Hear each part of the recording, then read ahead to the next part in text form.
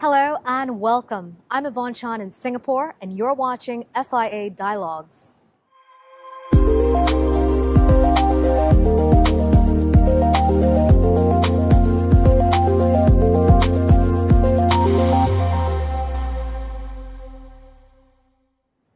Global food demand is expected to double by 2050, driven by population growth to 9.7 billion people and a new wave of urbanization and growth in middle-class consumers.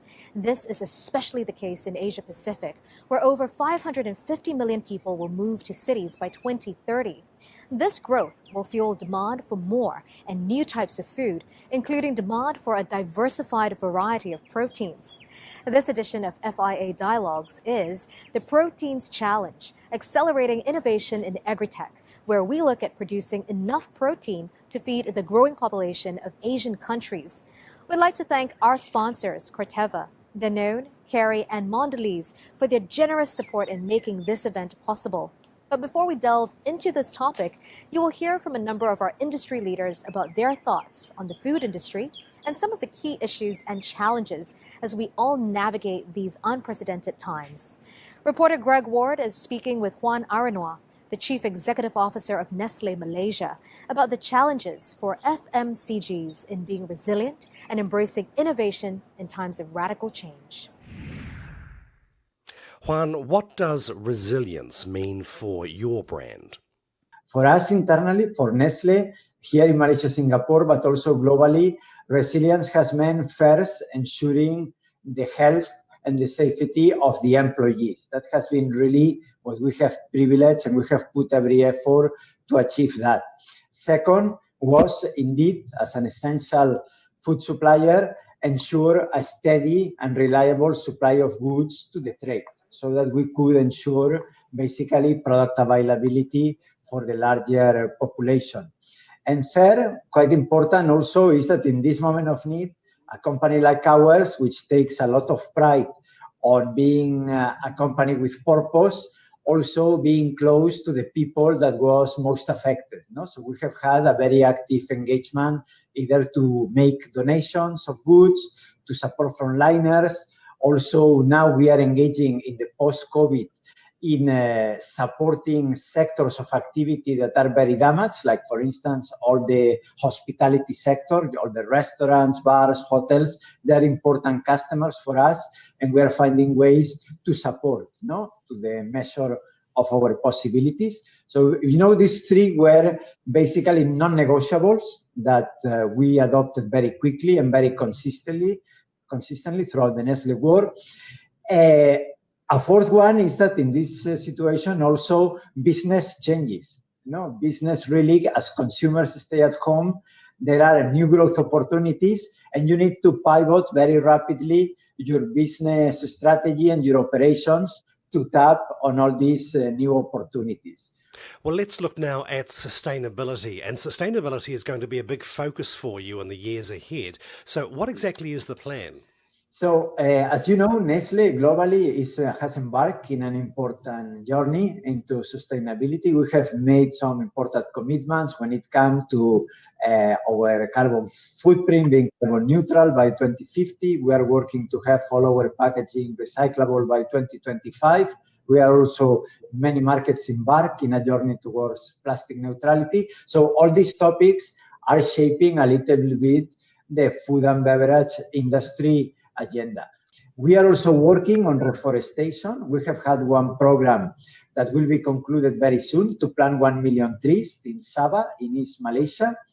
And this will be concluded in September, and we will continue making new efforts in the years to come. And will that program of sustainability be slowed down at all by COVID-19? When it comes to Nestlé globally, but specifically on what we manage with East Malaysia and Singapore, we are more committed than ever. So we don't see in any way that this should be an excuse to slow down anything. I rather think that people will become more demanding and ask more fundamental solutions to the problem. For sure, making our products healthier every day while meeting the taste requirements, because one of the things that we know very well at Nestlé everywhere is that taste is profoundly local. So your products need to meet the expectations in terms of taste of your consumers in each country and geography.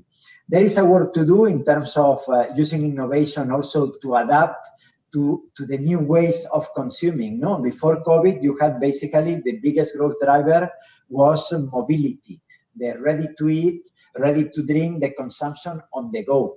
That has slowed down because people have been more at home, but we see that element of convenience, of availability, very important in the years to come as consumers anyway will continue kind of carrying on with their lives.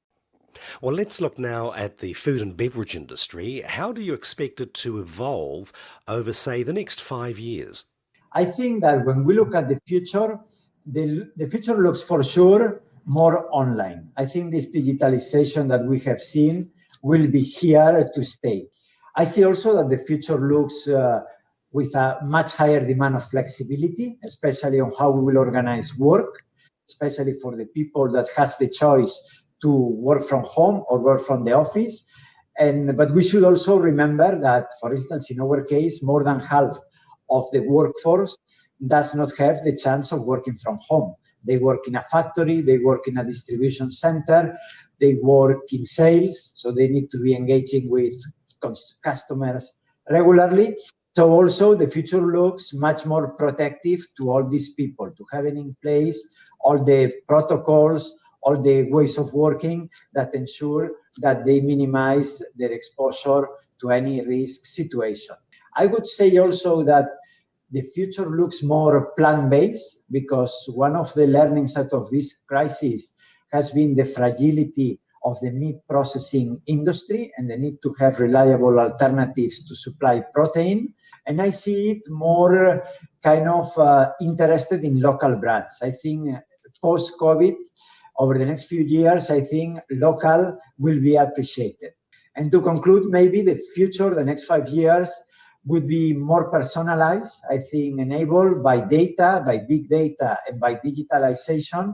We can expect that consumers will be expecting to have more and more the offerings meeting their specific needs and need states and consumption moments.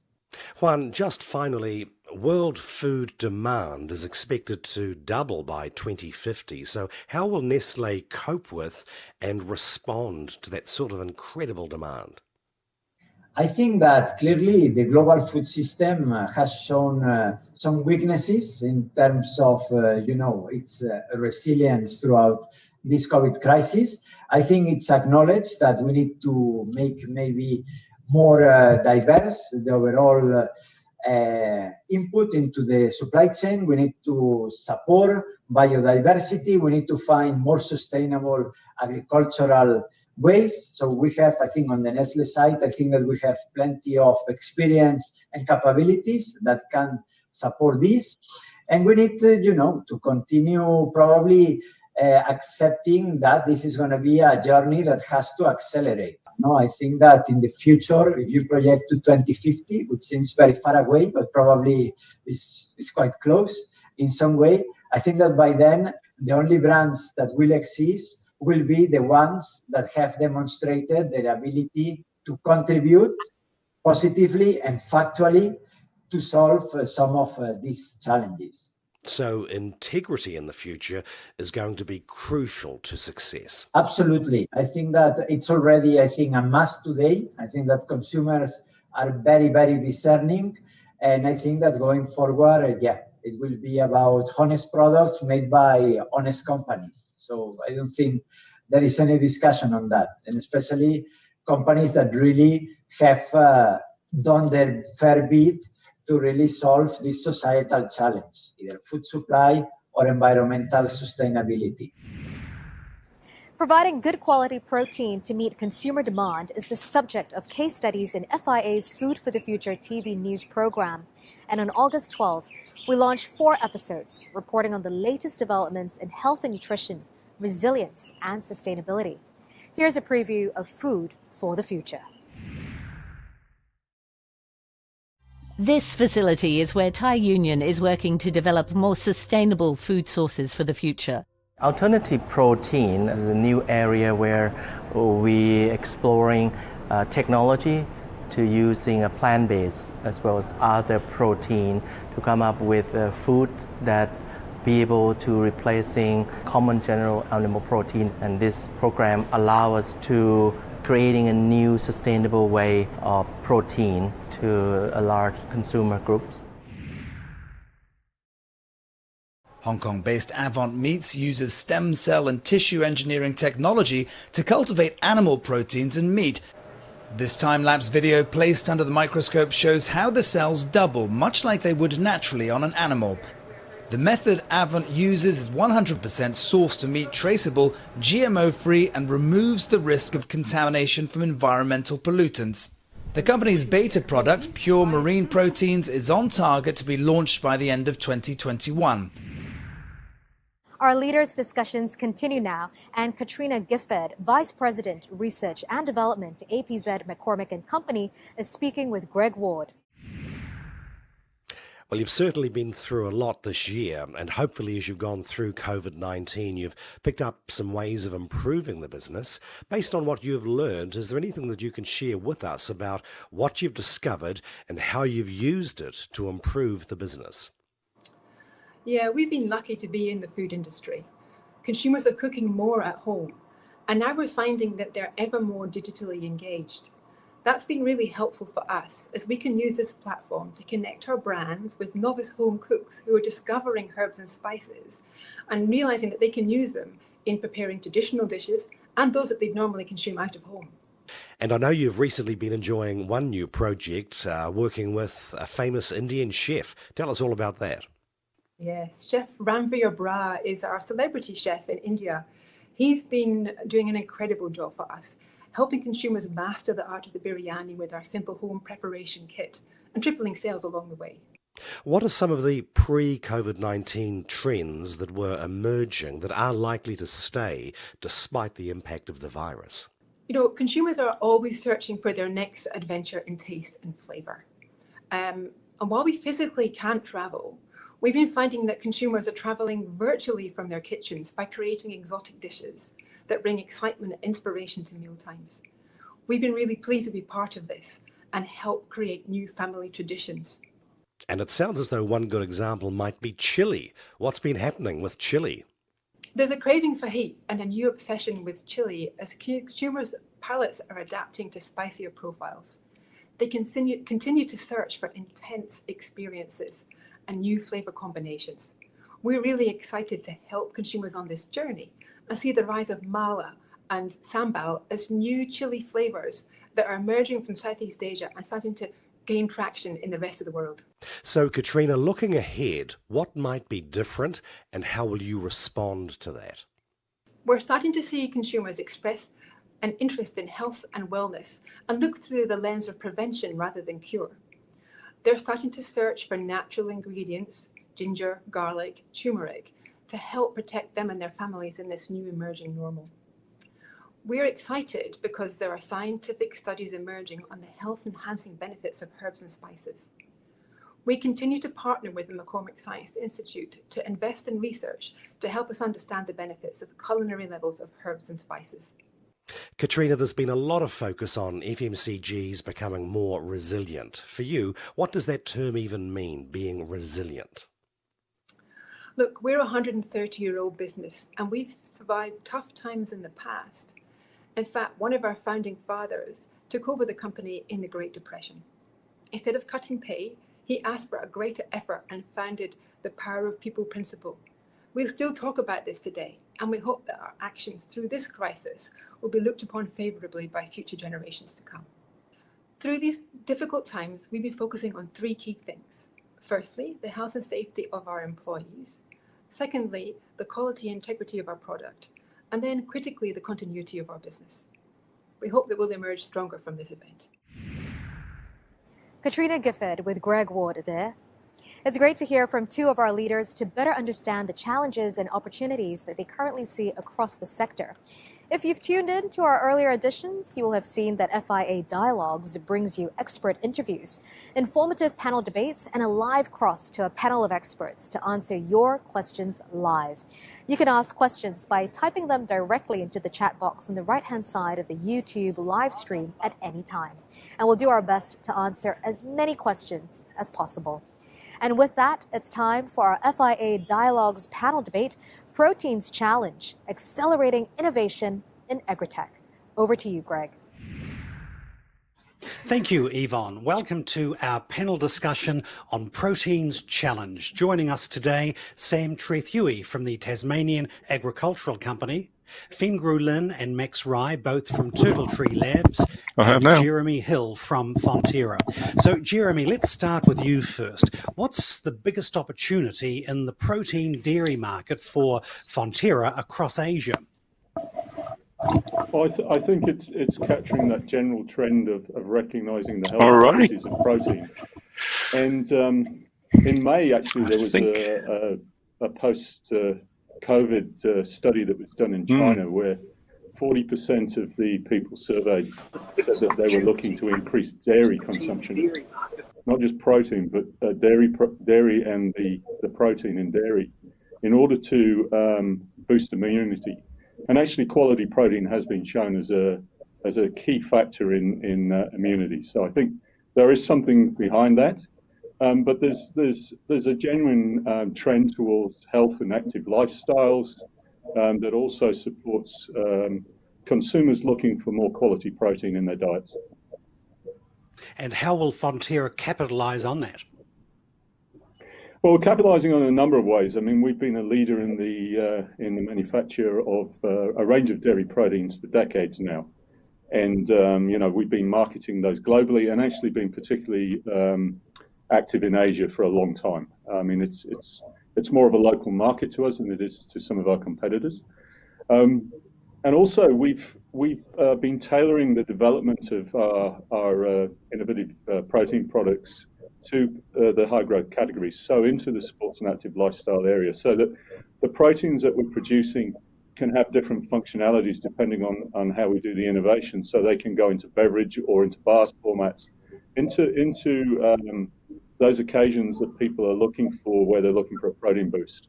You know, that's everything from breakfast through to the evening, meals through to snacking, really, and on the go as well. So, you know, people are looking for convenience in this category, taste, texture, but also quality protein, and it's quality protein. I mean, protein is not equal. There are quite significant differences in protein quality, and dairy tends to be the gold standard in this area. Sam, some positive comment there from Jeremy. What opportunities has your company identified in proteins and dairy across Asia?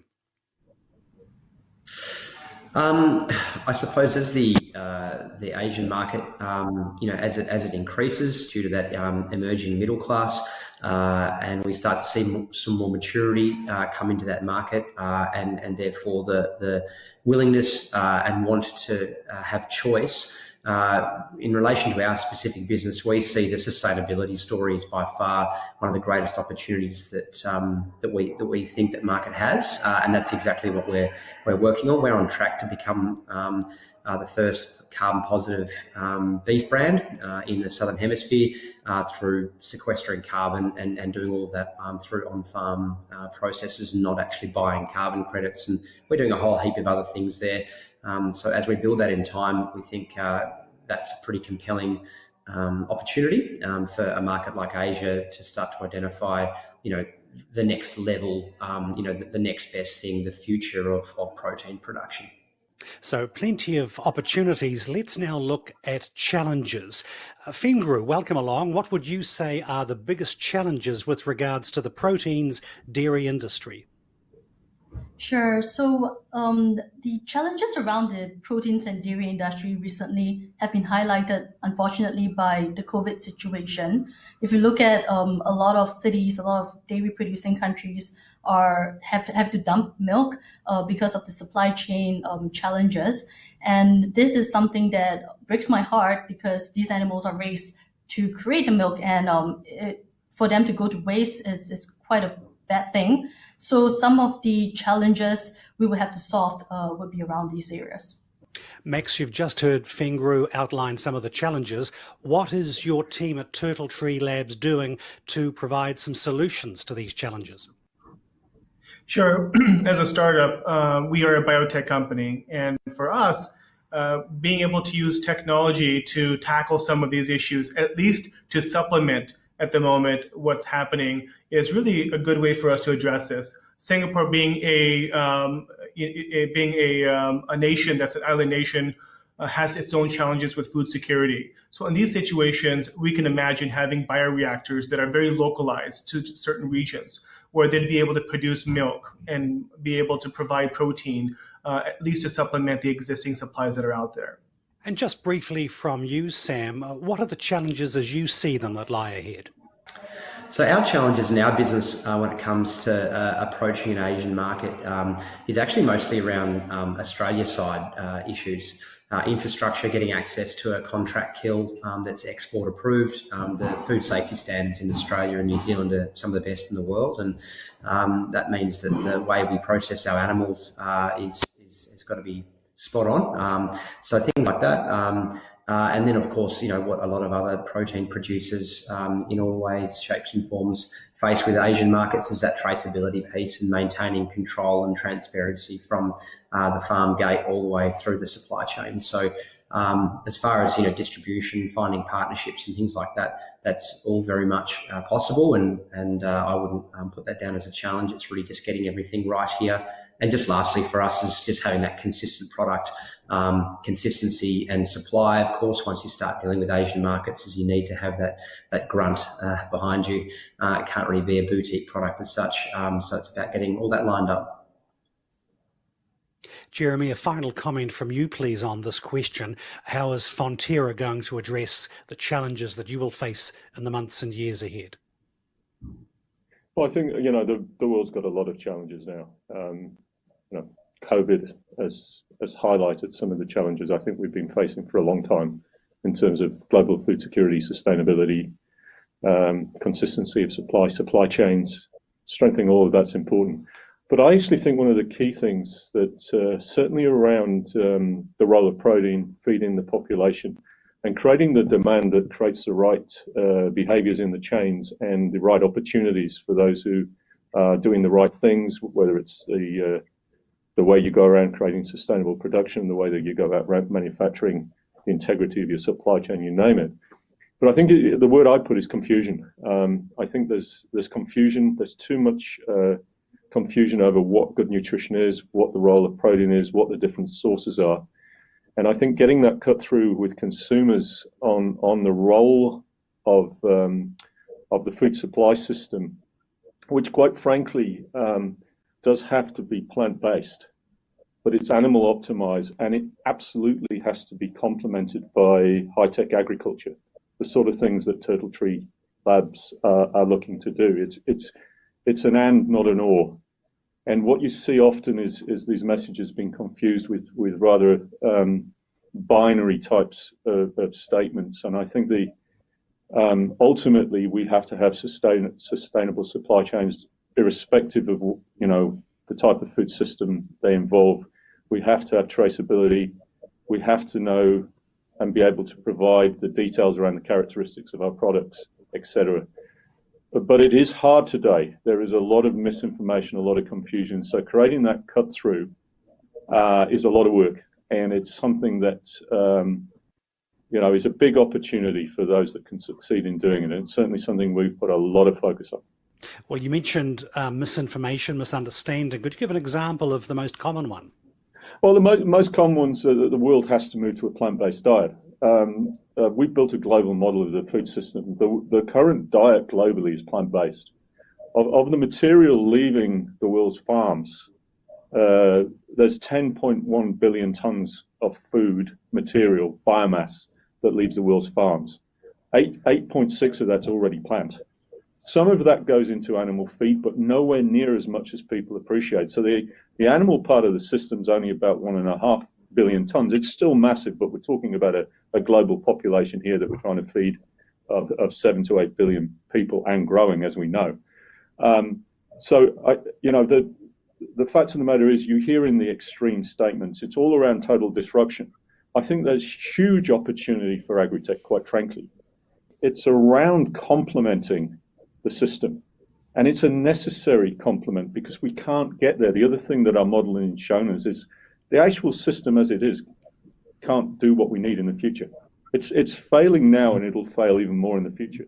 But it's not a case of moving to the extremes, and it's these extreme statements that are causing confusion and sometimes inappropriate behaviour changes. Sam, you've just heard Jeremy talk about the growing demand for food. We're told by the latest research that it will more or less double by 2050. So that's an extraordinary amount of demand. How will your industry respond to that? I love this question because we actually waste about 40% of what we produce. So I suppose the low-hanging fruit is to minimise wastage and redistribute food in a more efficient manner to minimise that. And then all of a sudden we're feeding a few billion people just on that alone. Of course, there's always going to be a degree of wastage, but the waste piece is frighteningly large and a massive opportunity for us. As a civilization. I mean, as far as the Australian beef sector goes and the protein sector here is we've been growing quite successfully for a number of years. There's a lot of excitement. Beef prices, lamb prices are crazily high. Everyone's making very, very good money at the moment, and that's due to a number of things. The stars have aligned. Terms of trade, free trade agreements, population, a whole heap of other things. But I suppose there's an enormous amount of work in the background around Australian ag-tech and agri-tech, as we've heard. There's university enrolments are oversubscribed every year for the last 4 years around agriculture-related degrees. They're finally, in my opinion, moving away from farm production and into farm business management, which is exactly where it needs to be headed. So we're starting to see more and more momentum pick up and more preparation and best of all, really smart people that aren't from agriculture come into this sector and start doing things differently and looking at things differently. And that kind of goes from on-farm all the way through to technology development. So I really feel that, and the point around the plant-based diet argument, I really feel agriculture, is a big beast to move. I always liken it to the mining sector. If you want to change the mining sector in Australia, you need to get about 8 people in the room, and you can probably shift the dial. Whereas in Australia, you've got 130,000 farmers. So on that basis alone, it's going to take a while for the industry to move and curb to industry demands, whether or not that's around growth, sustainability, whatever it may be. So my final point would be is that the world is demanding more food of us. They're demanding that we produce them in a more sustainable way, and we can't make those changes overnight. But looking around now, I think there's a lot of wonderful things happening, and the industry is starting to gather its momentum and its smarts and its human capital to start kind of answering that call. So I'm very confident that we'll be able to do that in time. And just lastly, there's more and more sustainable farm management practices are becoming more and more popular that require less inputs and can maintain or increase outputs. And I think that type of system is only going to grow and get greater, which is going to leave us with a better environmental impact and producing more food. So I think, we'll be fine. Fengru and Max, I'd like to bring you both in now. Food demand doubling by 2050, that's an extraordinary trend in front of you. What does that mean for your business? Well, for us, it means being a part of the solution. You mentioned it's going to double. Now, with that being said, it's going to require technologies like Turtletree Labs to play a supplementary role to that. And I don't believe that the existing solutions out there that promise to disrupt the entire market and turn dairy upside down is realistic. Because at the end of the day, it's a $700 billion industry, and that's a massive machinery. That's a lot of people to feed. And I don't think that anything is going to do that overnight, and I don't think anything should I think that we should have supplementary roles like Turtletree Labs and others that are coming as well to play a major role in that. Yeah, and to add to that, it's the most difficult thing is to change people's behavior and their habits. So we need to give people what they're used to, but in a different method, not harming the animals, not harming the planet. And really our technology is able to address these and support the industry in shifting some of the burden onto new technologies. Sam, I have a question for you regarding Ag-Tech. Now, you are clearly excited by its potential. So do you believe the technology will bring dramatic change to food production, say, in the next 5 years? No. I am very excited about Ag-Tech. I've spent 3 years in it. We use it in a number of different places in our farm. However, even if you let's look at consumer technology, what have been the huge monumental shifts in the way we live and work that have kind of been brought on by technology in the last 5 to 10 years. And the internet and the mobile phone really have evolved, but we've not exactly seen a massive change in a number of different parts of our life, despite the amazing increases in technological advancements. And I see agriculture no different. Agriculture is a little bit behind the 8 ball on tech development, but there's a lot of excitement and capital going into the sector now. However, at the end of the day, technology provides us with the opportunity to measure.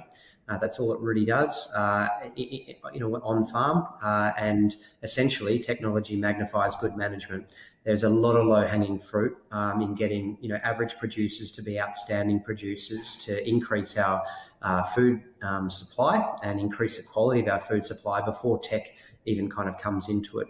And then when they are at that point in view, they'll get those extra efficiencies from technology. So I still think we're a number of years away from seeing some enormous real, once in 100-year type kind of shifts and changes to agricultural production and or supply chains through technology. But we need to keep chipping away at it because we're not going to get there unless we keep on working on it. Yeah, look, whilst I totally agree with Sam on the elements of productivity, he's absolutely right. They're tools that will help us become more productive, but actually if you look at agricultural production over the last 100 years, there's been massive production increases. They actually need to continue and to step up, but fundamentally he's right. I think the area where there's a couple of areas, I think, where there's an opportunity for technology. One is we're doing things that we've not been doing. So how do we significantly reduce emissions from potentially ruminant livestock using technology, using new solutions? That would be one area. The other area is where we, and it relates to the like of Turtletree Labs, where to complement what we're doing, we produce a bundle of nutrients or some of those nutrients using radically new approaches and different ways of essentially converting the biomass that's produced either that we can consume or that animals can consume into different nutrient components. I also think there's that we can overestimate what might happen in the next 1, 2, or 3 years, but we then can underestimate what might happen in 10 years or beyond. So we've seen that many times. And I think agriculture has been a bit slow, but it's actually getting a lot more investment and a lot more attention now and a lot more talent, as Sam was mentioning earlier. And I think that focus of investment and talent could change things. Thank you. And finally, Fengru and Max, how do you rate the potential of Ag-Tech in the next 5 years? I agree that within the next 5 years, it's much easier to predict the impact of these new technologies. But once again, 10 years down the line, we just don't know how fast some of these other technologies will evolve. But one of the issues that I can say Silicon Valley, these type of investors and startups have had an issue with is they're far removed from the traditional industry. They have very little idea about how big the industry is and what it really takes to be a supplemental part of that process instead of trying to disrupt it entirely. I mean, this is interesting because very early in our days, I remember having discussions with VCs in Silicon Valley, and they wanted us to say, they said, we don't care, we'll give you all the money you want. We want you to control the entire stack We want you to do everything from the ground up, and nobody else should have any share of this. You should work with the traditional industry. And we walked out. We thought, this is crazy. They have no idea what the industry looks like. They're far removed from it. So in the short term, the next 5 years, I can definitely see a lot of companies are looking at solutions. You may see a very limited amount of impact, but well beyond that, there could be some significant impact. Well, as we wrap up the discussion, I'm keen to hear from all four of you on what changing consumer trends and preferences you'll see emerging, or you expect to see emerging, over, say, the next 10 years. Let's start first with Sam. What lies ahead in the next decade, Sam, in terms of changing consumer trends? So we've actually done a lot of market research and have worked alongside Meat and Livestock Australia with this. So we're really, really clear on that critical path on where we need to get to. And my wife, to her credit, had said when we set up our own businesses, you know, what's beyond grass-fed? If grass-fed beef is all the rage now, what's after that? What's the next level? And now we're starting, as I said, this kind of carbon and methane kind of piece coming into production. So for us, from a protein point of view, we still see enormous demand and demand of great protein. For us, it's that sustainability piece. The modern day consumer in 10 years is going to insist that, that it's from a bobby calf-free dairy farm, that it's being produced on a grass-based diet, free range, and that the farm itself is adhering to sustainability practices or regenerative practices that are basically conducive to ecological repair and I suppose putting carbon and nutrients back into the soil and things like that. It's surprising how many chefs and butchers already in Australia understand this and are very excited about our product. And so we really feel there's going to be more sophistication and maturity around environmental awareness, and that'll then come with demands from consumer groups for producers and the supply chain to comply. And Jeremy, the Fonterra perspective, you've already indicated that some trends have been perhaps overstated by the media, but looking ahead 10 years, what do you see changing in terms of consumer tastes and preferences? Well, I think that you can guarantee that some of the trends that we've got now and are actually a continuation of what we've had now for decades are going to remain, right? So taste, texture, convenience, are going to remain features. So when you start bringing in the other characteristics, which are going to increase, so the value characteristics that aren't around taste, texture, convenience are going to increase. Nutrition, real nutrition. So an understanding of nutrition, the real benefits it's providing, and potentially greater segmentation there around needs. We all have different needs for nutrition, and that depends on a better understanding of our own needs or different demographic needs. That's going to continue. You're going to see, as Sam was mentioning, you're absolutely going to see provenance and production-based values come into this around your sustainability, your carbon footprints, your water, etc. I think where the premiums are, you're going to have to do it all. And you're going to have to provide safety credentials, and you're going to have to provide the evidence that the consumer, the product that consumer is consuming is what you say it is. So that there's a lot of new opportunity coming, but they're not going to buy the products if they're not meeting their requirements for taste, for texture, for the convenience that they're going to demand as part of their lifestyles as well. So it really is going to become more demanding, but I actually see that as a greater opportunity for those that can meet those demands through greater innovation. Fengru, you've just heard, more demanding, perhaps more discerning. Would you agree with that in terms of future changing preferences among consumers? Absolutely. We see a lot of trends these days with people submitting their DNA for testing to check their background, where they come from, and what is perhaps based on data best for their own health. So this would really divert people to focus more on specialized nutrition. What is the perfect nutrition for every individual? Yeah, I think you're definitely going to see a lot of trends around this area, and doing this in a sustainable way that has a message that everyone that speaks to them. So these are some exciting trends, but once again, this is going to be across the industry, and this is going to be you're going to see a lot of partnerships. You're going to see a lot of collaborations with the tech industry working with the traditional industry to make this happen. Well, thank you all for those great insights, and good luck with the challenges ahead and, of course, all the opportunities that now lie in front of you. Thanks again, and back to you, Yvonne. Thank you to our panelists. Next up, we'll be crossing live to answer your questions during another lively FIA Dialogues Q&A session. Our panelists are waiting to answer your questions about accelerating innovation in Agri-Tech to meet the demand for protein. Once again, you can type your questions into the chat box on the right-hand side of this YouTube live stream at any time, and we'll answer as many questions as possible. The moderator for this session is John Friedman, Director of AgFunder Asia and Investment Director at Grow. You have the floor, John.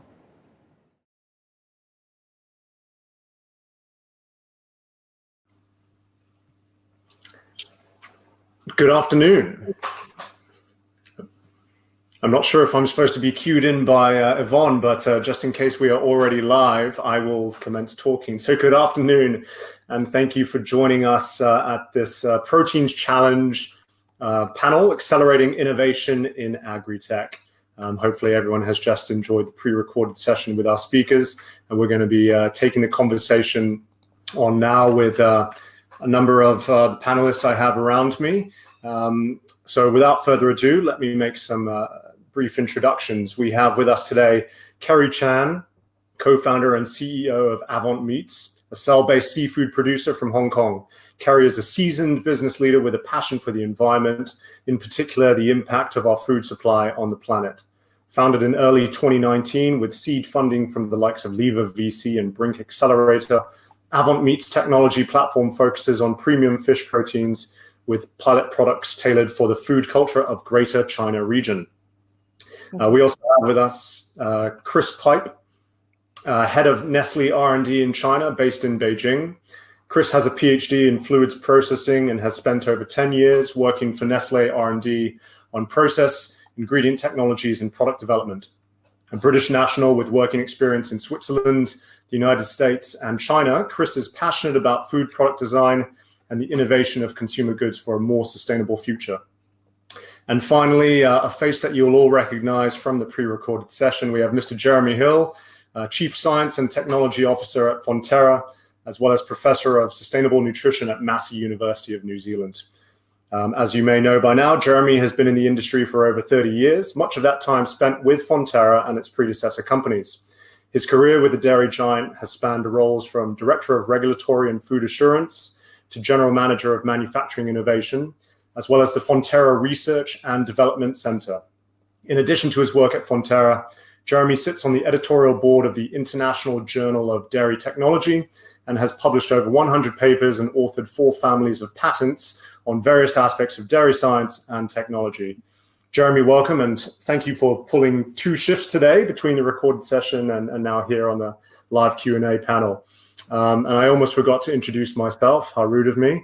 My name is John Friedman. I'm a Director of AgFunder in Asia and Grow Accelerator, Southeast Asia's first agri-food tech accelerator based in Singapore.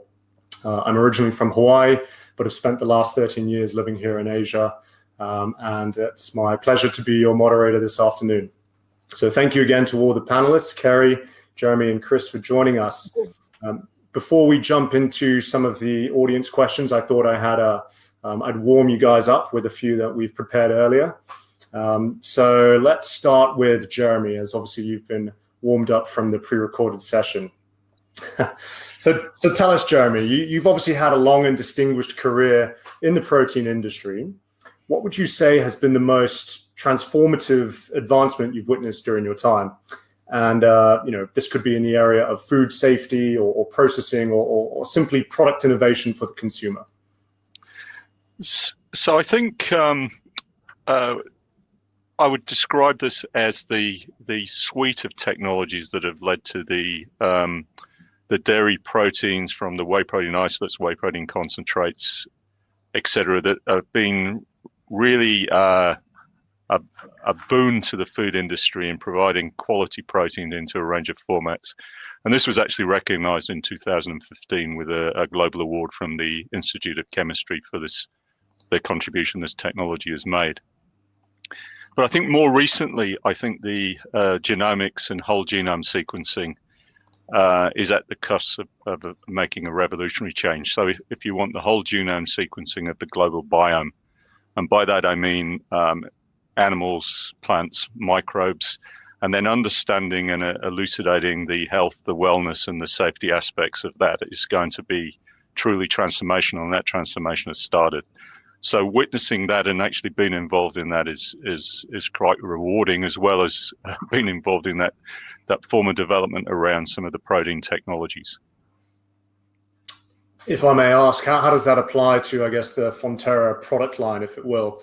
What are some of the new innovations that you're rolling out to the consumer?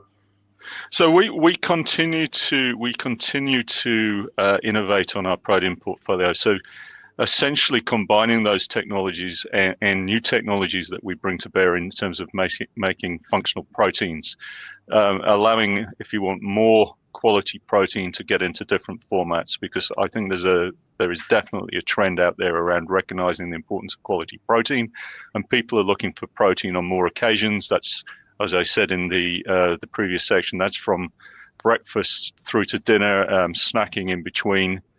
So they want that convenience, they want that taste, but they want that nutritional quality as well. So we're continuing to innovate in that space and working with a lot of our global customers to make sure that we can meet their needs using a suite of technologies. Some of those are, building off the traditional membrane processing and ion exchange, but bringing in new advancements that we're making every year.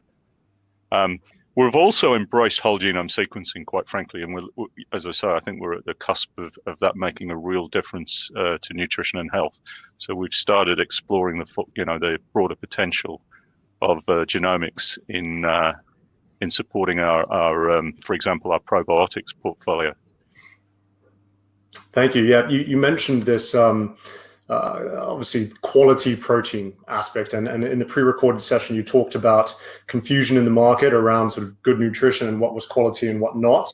Perhaps I'll invite the rest of the panelists to comment on this as well. What is the role that food producers such as Fonterra or Nestlé, Chris, or even a startup like Avant Meats might be able to play in improving the knowledge and awareness of consumers today when it comes to quality? Chris, why don't you start? Yeah, so I think, thanks, Sean, for the question. I think the role for companies such as Nestlé in communicating on quality of protein, and I think really it comes in two directions. First of all, we do have a responsibility when we're selling things with products with protein in, be it dairy, be it protein from other sources as well, that it does meet what we consider to be playing a significant role in a balanced diet. So I think that is the responsibility of us as a food producer, to make sure that we're selling things which people can rely on and understand as part of their nutritional intake and what that means to them. I think as well, consumers are looking for more choice. They have their own thoughts about where they would like to get their protein, what nutrition means to them, how they would like it, when they would like it, be it on the go, be it in the morning, be it in the evening. People are embracing different lifestyles, and we have to respect that and make sure that we're providing them the opportunity to get what they're looking for. Carrie, do you want to add anything there in terms of the role that Avant plays? Yeah, I totally agree with the other two panels talking about the transparency and consumers being more and more discerning with a lot of information on the internet, social media, and everything. We, as a cultivated meat company developing new technology, there are, of course, a lot of questions that asking about the safety and everything about it. So we take a position very cooperative with the jurisdiction, the government, who would like to come up with the legislation regulation to more on behalf of the general public to already look at this technology and that is safe and it is healthy for everyone to consume.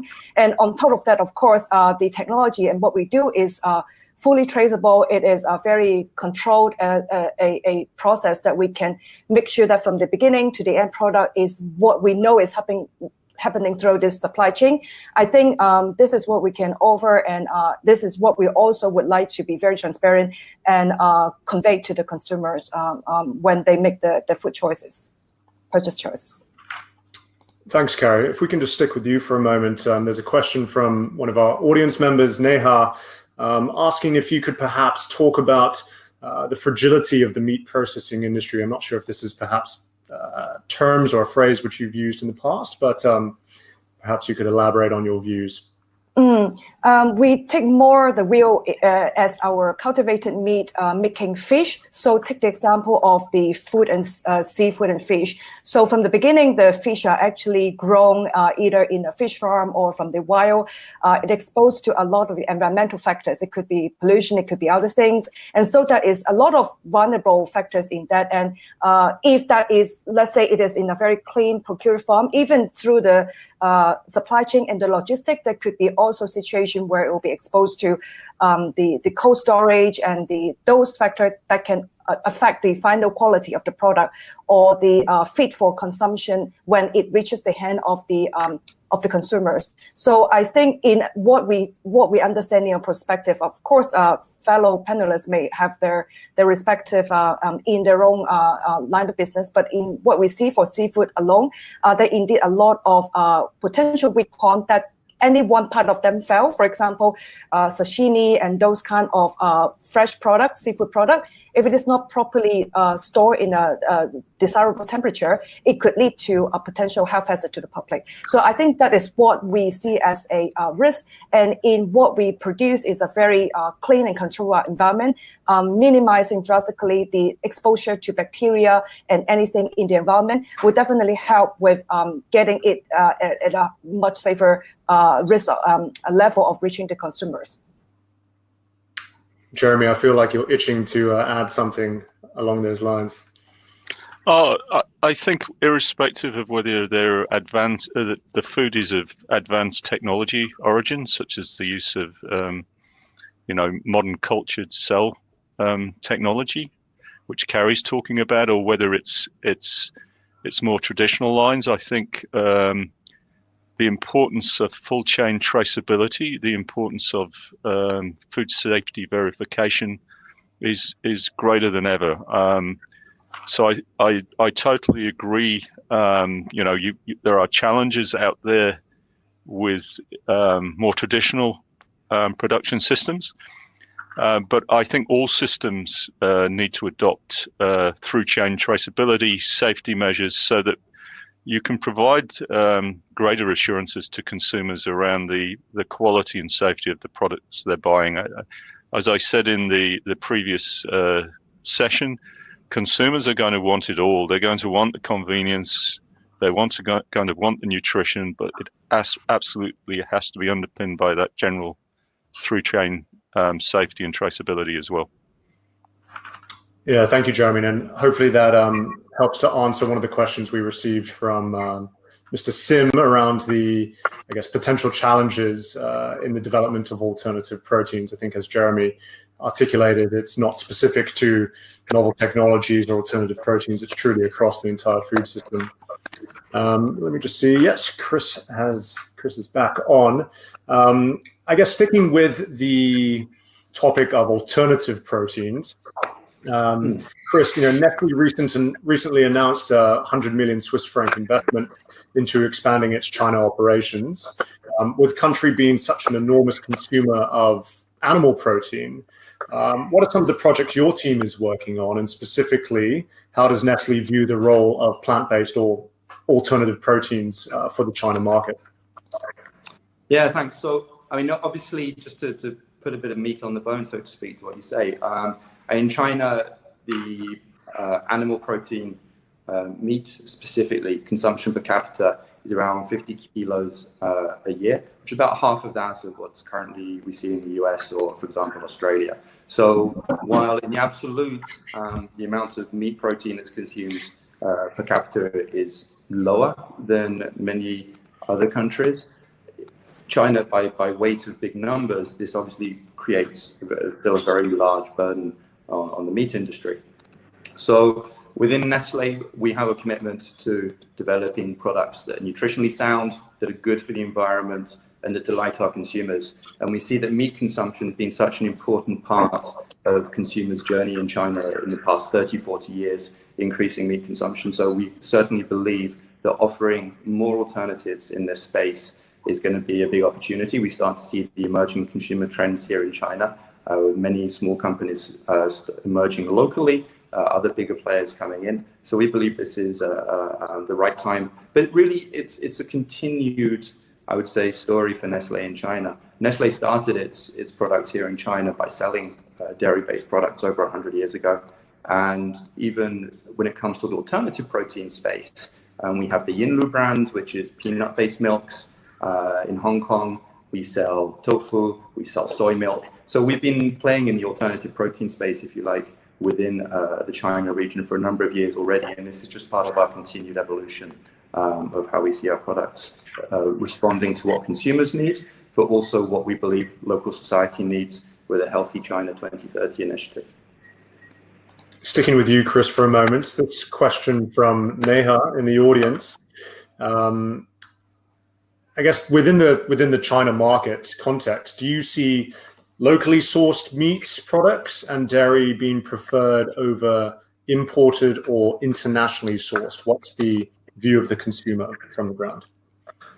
Well, I think to be fair, there's a bit of both, and you know that's kind of to say that traditionally, in recent years, there has been a preference for, if people can afford it, for protein sources that are of a known quality.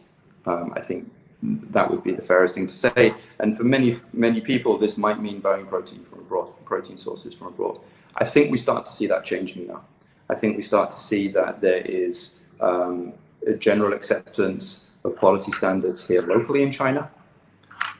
We start to see as well that between the government pushing more and more emphasis on food safety, food quality, and here as part of our R&D organization, we have the Nestlé Food Safety Institute, which we started nearly a decade ago to work with not just our local factories, but also local government authorities to understand what their concerns are around food safety and what can we do to help grow knowledge to support local, for example, dairy production in this area, to ensure it's of the right quality and that consumers can have trust in local protein sources too. Thank you. No, I think that sums it up very nicely. Just staying on the China market focus and shifting to the novel technology side, Carrie, this one's for you. It's been reported that China's national advisory body has discussed the idea of cell-based meat becoming a major solution to China's future food supply. So how would a company like Avant Meats potentially act on this information, or look to position itself into the market? And what does the competitive landscape look like with respect to collaboration with some of the larger, more established protein players such as Fonterra and Nestlé? Yeah, indeed, the latest development, the government really looking into this new technology, cultivated meat, is really a great one. We totally support that. There are actually a reason to that. We have spoken to young people from China, and they are, as in our panelists and in a previous recorded section, consumers are very, very much discerning now. So they would not as easily trusting the marketing message. Everything that you told them, they would be analyzing it. There are also a lot of other information source they can verify and cross-check. So in a way, that they also express that one aspect is that the other is that for very new technology where consumers, they do not know where to start to understand or verify that. We received the message that they do recognize the government regulatory like compliance is very important. A mark that is given by the government on this certain company, that production line, they got the license to produce food as food for consumption, is very important for us. As we know, the food safety is and trust is a very big factor in the China food market. And so we totally think that in our position, we are very happy to cooperate with the relevant agency and official to explore the regulatory framework, how it's going to be like. In coming up with regulatory framework, maybe I talk a little bit about it, is that for coming up with new regulation, they do need a number of case study and data in order to decide what is the optimum regulation in order to manage risk for the public. So in a way that they need quite a bit of data. And so we are in a position to offer those. We are in the pilot production. We can offer those the details of how we come up with the cell line and go through all the process to the end product. So that will definitely what we contribute, and in a way that we will understand much better. And hopefully that will help with the acceleration of this regulatory framework in this part of the world as well, that we will also help us to get to market earlier in that sense. And the second part of the question is about how we collaborate with other food company. For Avant Meats, where we position ourselves as a B2B ingredient company, so we really love to work with a company like Nestlé and Fonterra and other similar food company that will procure food ingredient from different sources. And what we are actually good at is as an option alternative, not replacing the other, but for situations, some product which may make sense. I think the technology offer a very good solution. For example, more specific and tailor-made nutritional profile in the way that we cultivate the cell, and then we combine them together. We can co-culturing them together. We can actually quite precisely adjust the nutritional profile. Like, for example, food for the children, they would like to have, for fish, they would like to have more DHA. It is quite easily done with this technology. And I think this is what we can contribute in terms of additional options or value to food product company, which is more and more focused to catering to different consumer demand for different nutritional profile and also better quality of food generally. Thanks, Carrie. Yeah, perhaps just sort of expanding on that angle of collaboration, and in case there's any startups, entrepreneurs in the audience listening in, I mean, let me turn the question over to Jeremy and Chris. What are some of the ways that your companies engage with and interact with startups, and how do you explore this sort of space of innovation? Obviously, there's in-house and there's external. How do you guys think about that? Well, we've set up a new unit called complementary nutrition, and we call it complementary nutrition because that's absolutely the role we believe these alternative sources of nutrition are going to play. So when we've also working with the Riddet Institute, where I have a part-time appointment, we've built a global model of nutrient supply, and what that has told us is that the global food system of today is actually plant-based. It's optimized by animal sources of nutrition, but actually we're going to need to complement that with more, with different sources of nutrition using more advanced technologies. So what we're looking to do is to partner where that makes sense, where actually Fonterra can bring something to the partnership as well. So the closer that is to dairy, or to the synergy dairy can bring to nutrition as well, then the more sense that makes for Fonterra in forming these partnerships. And so we're embracing the alternatives where they can genuinely provide this complementary role in providing nutrients. And I think it is a case of how perhaps some of these advances in technology can get higher levels of DHA, for example, as was just mentioned, into particular offerings. We are going to still need, it's not just about protein, for example, meat. It's about zinc, it's about iron, it's about B12. Similarly, dairy is not just about protein. I mean, we extract the protein from dairy to put it into multiple food formats. But dairy itself obviously provides a range of nutrients beyond protein if you're looking at consuming dairy products. So the whole food system needs to complement, whether that's plant, whether that's animal, or whether that's alternate ag. And we're looking very closely at how we can partner in that area, how we can make some investments, which we are doing in that area, where that is closer to where we can create, if you want, shared value. Thanks, Jeremy. Chris?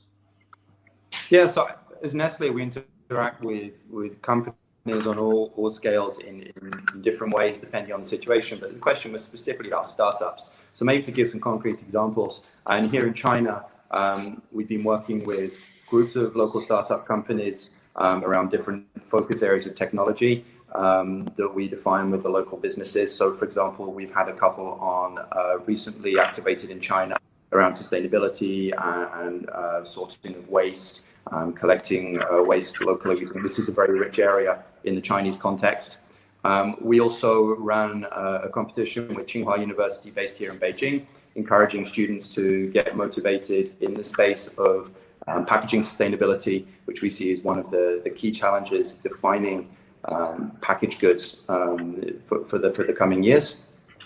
But more globally, we interact with startups. We have situations where we incubate them in our R&D centers.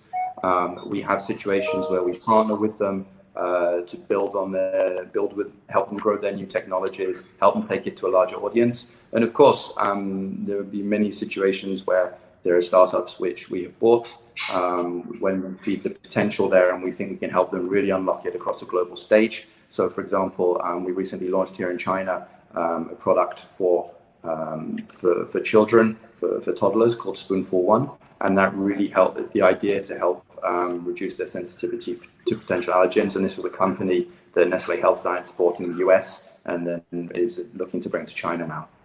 So really, I would say there are different ways from the student environment, encouraging entrepreneurship, building that startup innovative spirit, to helping grow startups who already have that seed, as well as then bringing, working much more closely when we see opportunities that have a potential to really be taken to a bigger stage. Awesome, thank you. Guys, we have a flurry of questions flooding into the chat box, which I'm looking at, and I'm just very conscious of the time. So I'm going to go into quick fire mode now. I'm going to throw a couple of questions at you guys, and you can try to answer them in as rapid a fashion as possible.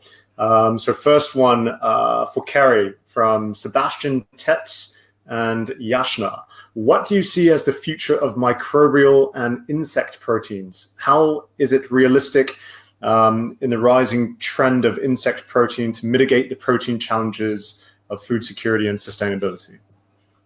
Yeah, so that is definitely insect protein is alternative protein, and we see that there are multiple applications for that. One of the more common now is really using as animal feed, because they are very nutritious and they offer the protein to like feeding fish, etc. And the other hand is more for direct human consumption. I would have to say that is quite related to food culture. In China, we do have actually insect in the original form selling in some shops in Shenzhen, for example. But I think for the other culture, it might be more like I've seen product using cricket flour to make pasta and something like that. And I think, and if it is produced in a very efficient way, use of the natural resources, energy, I think one of the definitely more appetite for various kind of protein and choice of product, as what we have also discussed here. Consumer always looking for new idea when it comes to different things to try. Thank you, Carrie. I love how your tempo just increased as well, just to get all the information out. Bravo, yeah. That was impressive. Question for Jeremy. Do you think people will transition from dairy to plant-based milk because of fear of hormones in animal products? Again, you've got to look at the science and what the facts are around proven effects of hormones in animal products, because it's not just about milk. I also think they need to be extremely careful in looking at the benefits that those products provide. So are they providing the quality protein? Are they providing the nutrients? Is it proven? You know, is there a history of the health impacts of those products? So I think we just got to be careful that the trends are driven by genuine health and nutrition concerns, and not by, if you want, claims that are not validated. Yeah, thank you. I think maybe just riffing off some of Carrie's references earlier around, obviously, she's clearly an advocate for the advancement of cell-based protein development in the market. But this question comes from Wong, and it could go to either Chris or Jeremy. How do more established players like Fonterra or Nestlé potentially, how do we educate the consumer and bring them around to accepting new forms of food and protein, such as lab-based milk or lab-based seafood or proteins? Yeah, I think for this, I think it's not a one-way street. It's not about a company coming along and telling the consumer, look, this is the right answer, this is the wrong answer. I think it's about listening to what consumers want. I think it's about understanding what they have behind that. Now, if there are people out there who are interested in these types of products, then absolutely, I'm sure we will find a way to bring these to market. I think, on the other hand, it needs to be very carefully understood, though, coming back to what Jeremy was saying before, what are the advantages? What are we really trying to achieve with this? If it's about sustainability, okay, good. What does that bring?